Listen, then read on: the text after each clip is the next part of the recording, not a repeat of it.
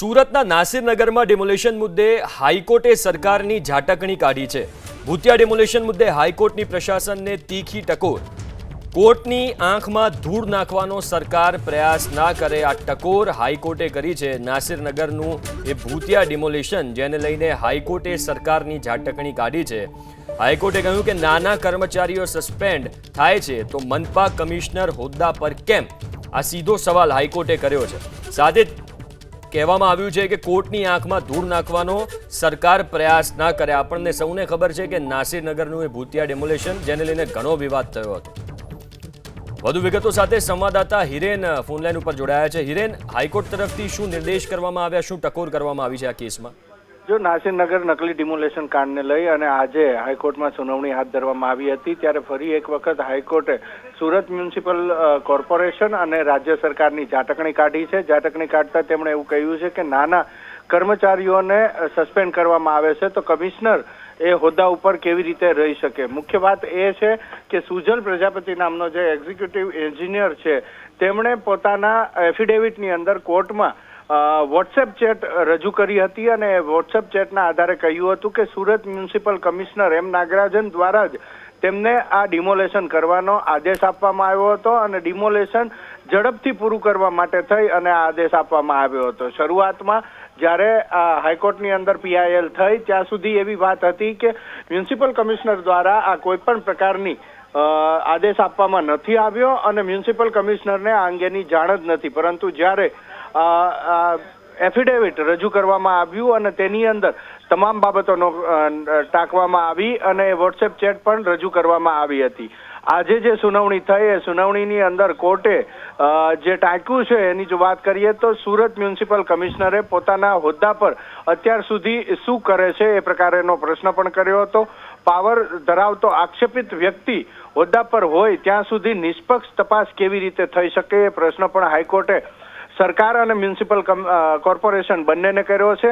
Surat municipal કમિશનરે હાઈકોર્ટમાં affidavit કરી છે તેને ચોખ્ખા હાથે આવવું જોઈએ એ રીતની પ્રક્રિયા, એ રીતની વાત પણ હાઈકોર્ટ દ્વારા કરવામાં આવી છે, જેના આદેશથી આ ડિમોલેશન થયું છે તે જ તપાસ કમિટીની રચના કરે છે। એક પ્રકારનું આશ્ચર્ય પણ અહીંયા કોર્ટે વ્યક્ત કર્યું છે કે જે વ્યક્તિએ એટલે કે મ્યુનિસિપલ કમિશનરે જ ના આદેશથી આ ડિમોલેશન થયું છે અને એની દેખરેખ નીચે જ આ તપાસ થઈ છે, તેમણે જ આ તપાસ કમિટીની રચના કરી છે એ પ્રકારેનું આશ્ચર્ય પણ વ્યક્ત કર્યું છે। નાના કર્મચારીઓ એસએમસી કમિશનર પર આક્ષેપ કરતી હાઈકોર્ટમાં ખોટી એફિડેવિટ કરવાની હિંમત નહીં કરે આ પ્રકારેની વાત પણ એ આજની સુનાવણી દરમિયાન કોર્ટે ટાંક્યું છે। મહત્વપૂર્ણ બાબત કે સુરતના આ નાસિરનગર ડિમોલેશનને લઈ અને અનેક પ્રકારના રહસ્યો પણ ઊભા થયા છે, પ્રશ્નો પણ ઊભા થયા છે। ધીરે ધીરે હાઈકોર્ટની અંદર જેમ આ સુનાવણી આગળ વધતી જાય છે ત્યારબાદ થોડી ક્લિયરિટી આવતી જાય છે, કારણ કે સુજલ પ્રજાપતિએ જે મહત્વની વોટ્સએપ ચેટ રજૂ કરી છે તેના ઉપરથી એક વાત એ સ્પષ્ટ થઈ ગઈ છે કે જે ડિમોલેશન કરવામાં આવ્યું તેની જાણ સુરત મ્યુનિસિપલ કમિશનર નાગરાજનને હતી અને જો સુજલ પ્રજાપતિએ જે વોટ્સએપ ચેટ રજૂ કરી છે ખરેખર એ વોટ્સએપ ચેટ જો સાચી જ હોય તો સુરત મ્યુનિસિપલ કમિશનર નાગરાજનના આદેશથી જ આ થયું છે અને એટલે જ આજે હાઈકોર્ટે આ તીખા તેવર અખત્યાર કર્યા છે અને રાજ્ય સરકાર તેમજ સુરત મ્યુનિસિપલ કમિશનર ઉપર ગાજ વરસાવી છે અને કહ્યું છે કે આ નિષ્પક્ષ તપાસની આશા કેવી રીતે રાખી શકાય, જ્યાં સુધી જે આદેશ કરનાર છે આ ડિમોલેશનનો આદેશ કરનાર વ્યક્તિ જ જ્યાં સુધી એ હોદ્દા ઉપર હોય ત્યાં સુધી કેવી રીતે રાખી શકાય। બીજી એક વાત એ પણ છે કે જે પુનર્વસનની વાત કરવામાં આવી છે એ પુનર્વસન હજી સુધી સંપૂર્ણપણે થયું નથી। લોકોના ખર્ચે કેમ આ પુનર્વસન થાય એવો પ્રશ્ન પણ હાઈકોર્ટ દ્વારા ઉપસ્થિત કરવામાં આવ્યો છે। એડવોકેટ જનરલે જણાવ્યું હતું કે આ તપાસ થશે ત્યારે નાસિરનગરના લોકોને પુનર્વસન ઉપર કામ કરાઈ રહ્યું છે, જેથી કોર્ટે કહ્યું હતું કે પુનર્વસન રાજ્યના લોકોના ખર્ચે કેમ, દોષિતોના ખર્ચે પુનર્વસન કરો એ પ્રકારેનો આદેશ અથવા તો એ પ્રકારેની ટિપ્પણી પણ કોર્ટ દ્વારા આજની સુનાવણીમાં કરવામાં આવી છે।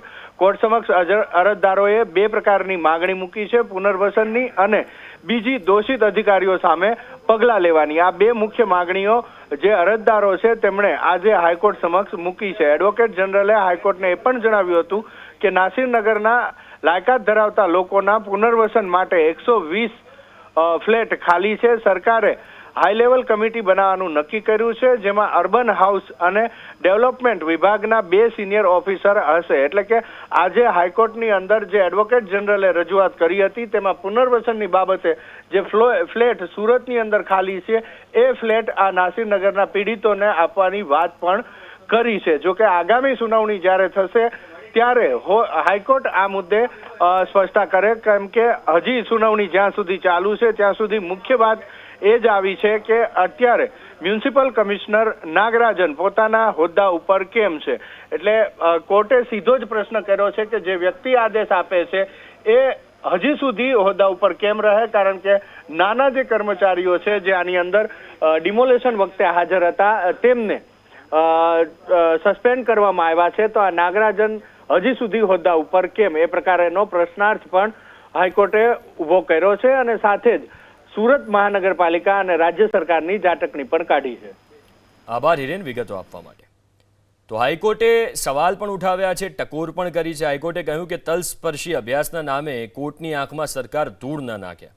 સાથે જ કહ્યું કે રાજ્ય સરકાર કેમ આ કેસમાં જાતે કાર્યવાહી નથી કરતી.